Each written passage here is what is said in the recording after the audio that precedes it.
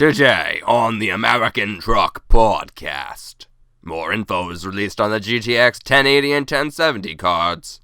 Battlefield 1 and Civilization 6 are both coming in October. Pokemon Sun and Moon are coming in November. And the Steam Summer Sale starts June 23rd. Darkface Kyle? Lightface Kyle. Oh gosh. Darkface Kyle? Lightface Kyle. Hello and welcome to the American Truck Podcast with Andrew C. 666. And Freelance Gamer. We're down Lone Wolf. Yeah, he said he's sick and so he needed to get some rest. I feel like the devil's number being how many Mike has caught might have something to do with this. It could be. I'm a little sick too, but not like needing to sleep sick. I actually got a lot of sleep last night. It was really nice for a change. Right. It's nice waking up in the morning and going, it's 8 in the morning and I don't want to die like yesterday. I need less than 100. That's pretty impressive. Honestly, Yeah. I think you gained like 200 in a week. Anyway, we've got a lot of news for today, so I figured we'll just kind of jump into it. Then we can always talk about more things later. Okay, now Andy's pulling Jeff's. Andy. What? I'm in the same lane. I know, but it's your speed that's changing. Oh, gotcha. Anyway, last week we talked about the 1080 and the 1070 of the GTX varieties, and of all the things. And while some news places got some demo units, so they actually have benchmarks now. And so they found that it's 20 to 35% faster across the board than Titan X and the 980 Ti, with a 60% increase over the regular 980, and it's double the speed and double the frame rate of the 780 Ti. Which means the older a card you have, the even more worth the upgrade is. I'm As really it's tempted. assumed to have been. The stock card, not overclocked, scored roughly a 1700 on the 3D mark at 1080p. For comparison, the same test at 1080p for a Titan X scored 15580, so about 2000 less. And then the 780 Ti scored a 12659, so again about 3000 less than a Titan X, or 5,000 less than the 1080.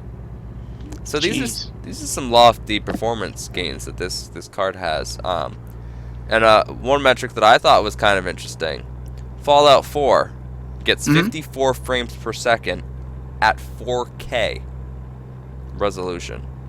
Wow, it's Pretty good. Is that did they do? I'm assuming they probably did spot checks on that then, because there's some areas of the game that still aren't optimized correctly. Yeah, I'm sure it was just generic, play in a particular location that's not really buggy. Right, like downtown. But Titan X does 45 frames per second, and the 980 does 34 frames per second at 4K.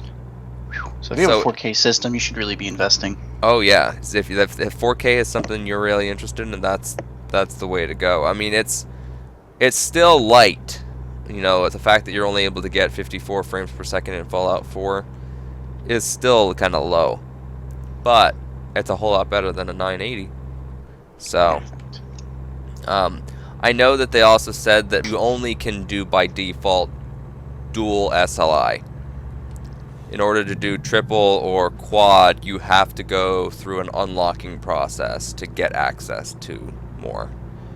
So that's a thing. Also, the specs for the 1070 were leaked, technically. They were supposed to come out on Wednesday of this week, but they ended up coming out early.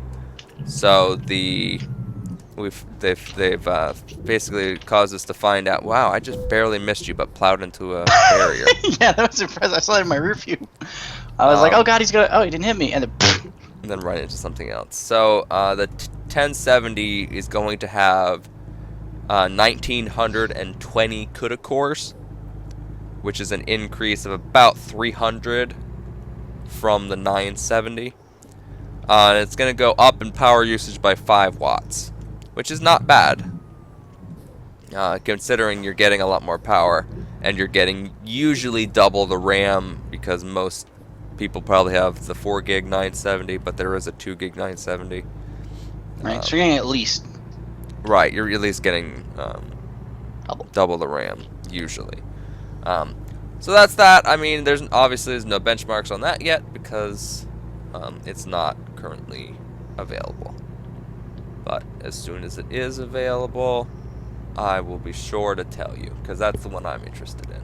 Yeah, I'm kind of interested in that one too. I'm interested in both of them, but I would, short term, much more interested in the Cheaper one. And yeah, Yeah. correct. The other thing that we won't know yet is how the third party versions are going to be, and what their exact cost is going to be. Obviously, a lot of graphics card prices is based a lot around rebates. You can get a lot of cards pretty good priced with significant rebates right now. So Right. it'll be interesting to see final pricing on everything beyond just MSRP. One of the big things that came out this week was the leaking of, and then eventual confirmation from EA, was Battlefield 1, which it was first confirmed that we were going to see a 5th Battlefield game, and then they released the name because it got all out there. So they were just like, "Yeah, we are doing this." And So then, ironically, Battlefield 5 is called Battlefield 1. And it takes place before all the other battlefields. right, it's gonna be set during World War One, from what I understand. It's actually kind of cool that they're doing that. Going back to the golden age of first-person shooters. What do you mean by that? Because I hope you're not hoping for nothing but bolt actions, because that's one of the things that they're probably not doing. They're probably giving them, and this is something a lot of people talked about. I mean, it could be they could just have everyone have bolt actions, but it's very likely that you're going to see a lot of like semi-automatics, and you're going to still see the same kind of gameplay, except for like less fully automatic gameplay, hopefully. I meant, So that's- I love the Medal of Honor games when they were set back in World War 1 and 2. True, and that's true that they're going back to those, which I think is nice. I don't know. I'm more interested of killing people with a trench shovel. I think that's gonna be fun. Like that And was yes, I like that the was an bolt action. awesome trailer. So that releases, as long as everything goes well, October 21st, 2016, and it's going to be $60, like every game. Yep. Speaking of things that release October 21st for $60, Civilization 6 Yeah, buddy. was announced, and you can pre-order that now. But it makes a lot of seemingly minor changes to the core way of gameplay is, and when I say that it's seemingly minor, they're actually pretty lofty changes, but you don't really realize how lofty they are until you really like deep down think about it. So the way that cities work currently is you end up with just kind of like pieces of buildings all and like wonders and everything all just plopped all in the same city randomly. Right. Well, now you're going to have districts in your cities, and each district has a specialization, basically. So you're going to have a production... So you'll have like the art district. Right. You'll have the financial district. Exactly. You'll have the And so you're going to military have... Ooh. You're going to also have the ability then for those districts to be plundered and pillaged individually, which means if you're attacking someone and you want to take and knock out all of their research abilities, you hit up their research tiles and their science tiles, and all of a sudden they can't learn anything anymore. Screw you, Cambridge! Like, Or if your good friend Freelance here is the culture Nazi, you hit up all of his culture like the tiles and end- disable him for the whole game, then you win. this is like the opposite of what cultures. Because that is how you play. Culture Palooza. Yeah, that's not wrong. Yes, I agree that culture Nazi is a bit opposite of the term. I mean, we are very cultural. We are proud of our heritage. Sieg Heil, like. Right. Yeah. But no, I mean, it's interesting to see that, because then you can target people who have different strategies.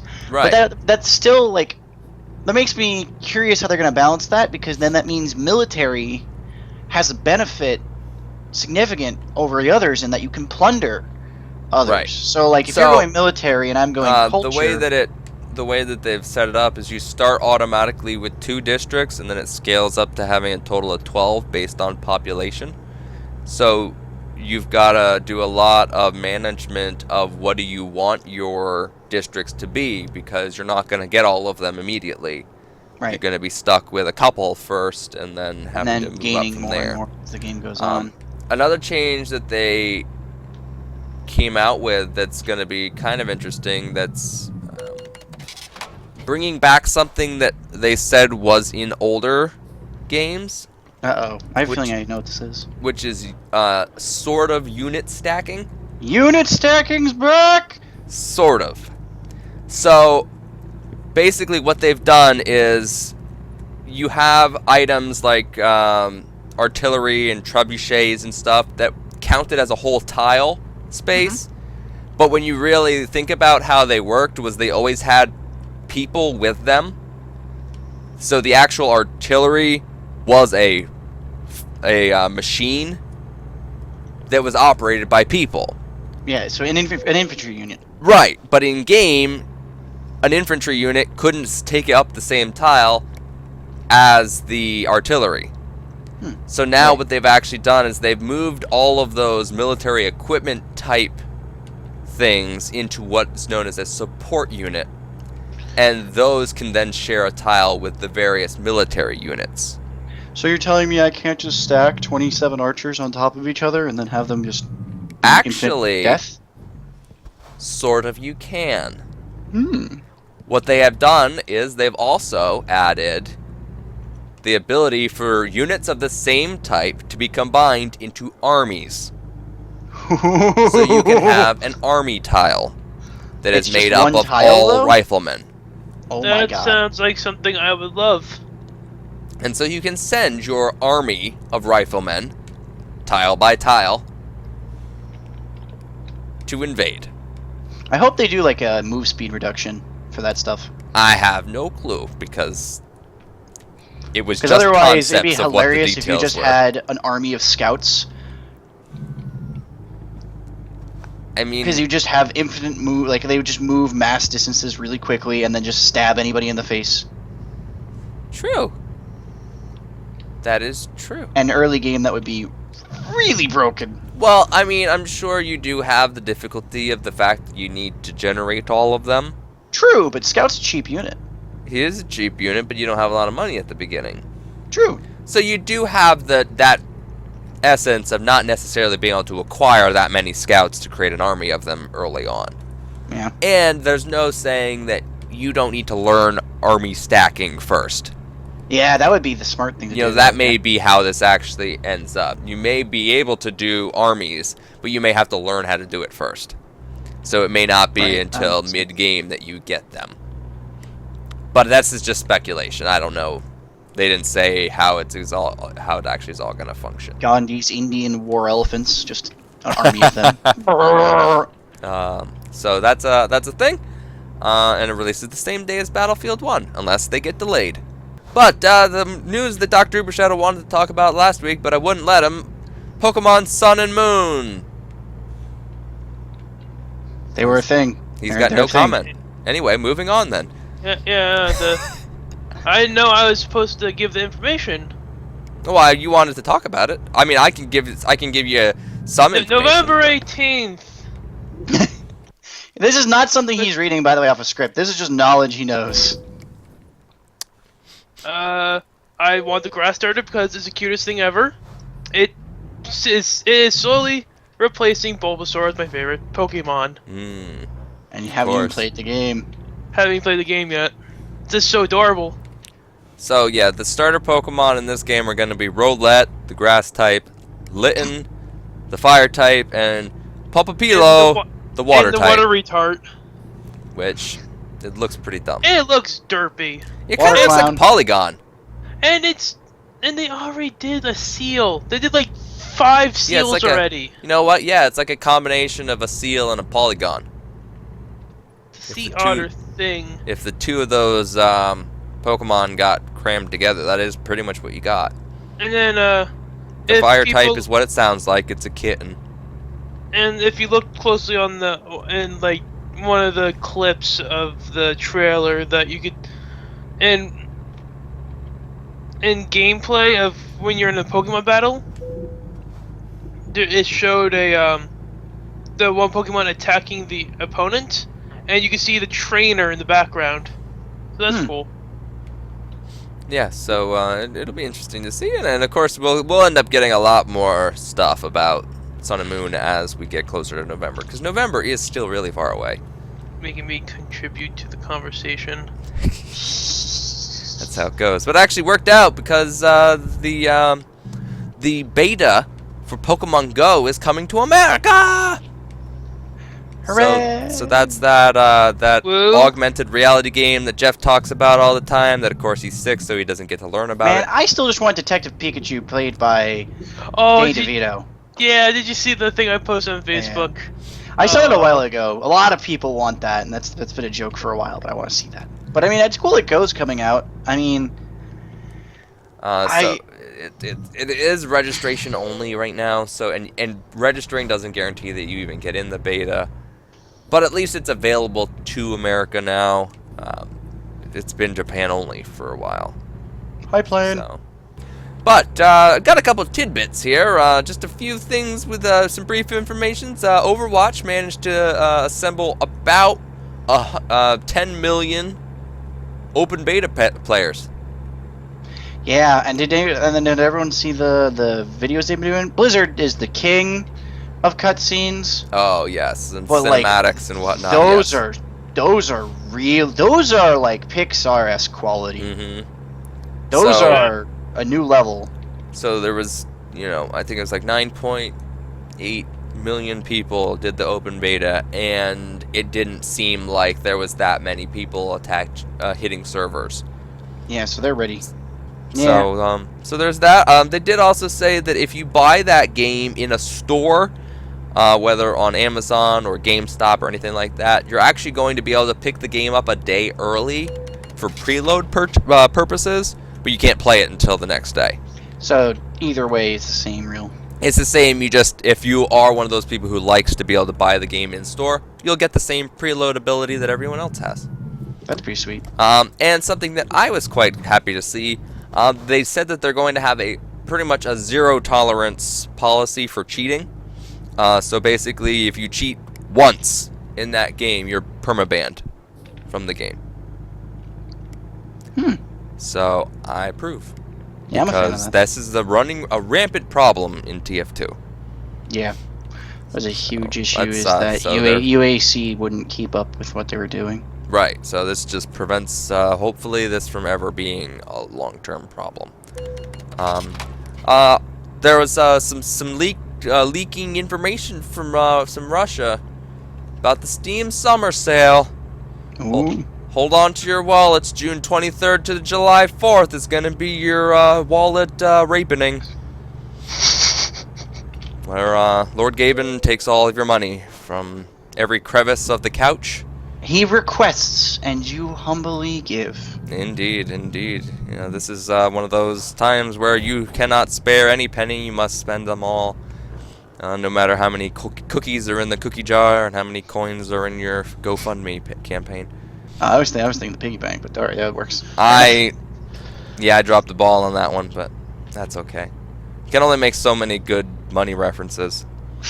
But yeah, no, it's gonna be. I mean, summer sales every year, and like some years it's good, some years it's bad. Of course. I mean, when they stopped doing the flash sales, when they kind of became less fun. If you're someone who watches this and you're not, and you're like a mild PC gamer, and you want to just play video games, you don't really have, or even if you have a favorite type, you're just willing to pick up games to play them and see what they're like. And you've probably already heard about this. Seriously, get on the summer sales, get on the winter sales. They're your best chance to diversify what you have. Oh yeah. definitely on the diversification right there. One thing I want to note, we've been following Nostralaris and everything there, and they have confirmed that they do have a sit-down meeting with Blizzard in June at some point to discuss the possible return of vanilla servers and voicing the community who is interested in not just pristine servers, but in actual vanilla servers. And so we will see. However, Amazon definitely does know what the people want. And that, of course, is more motoring shows with Jeremy, James, and Richard Hammond. Ah, yes, the return of... The return of Top Gear 2, the Grand Tour. Also known as HiCog. HiCog, above average transmission. Yes, the show has indeed gotten a name, and they're going to call it the Grand Tour, or TGT for short. Which people were quick to realize is Top Gear 2. And it's supposed to start airing in October-ish. So that's good to look forward to. And basically, it's gonna be a program. I'm curious how they're going to. So I read that they're doing a traveling audience, they're doing a traveling audience under a giant tent. I'm real curious how that's going to work out. I mean, I feel they'll have preparation. They'll be ready for it. Well, I imagine it's about the same as doing it in an airport hangar, but under a tent. Well, I mean, and in a different country every time. Yeah, that's what I was gonna say. Like, if they wanted to do like Stig tracks or equivalent to their... Oh, they're probably not doing that. Yeah, right. And that's old Top Gear. That's sad, thing. Right? Oh.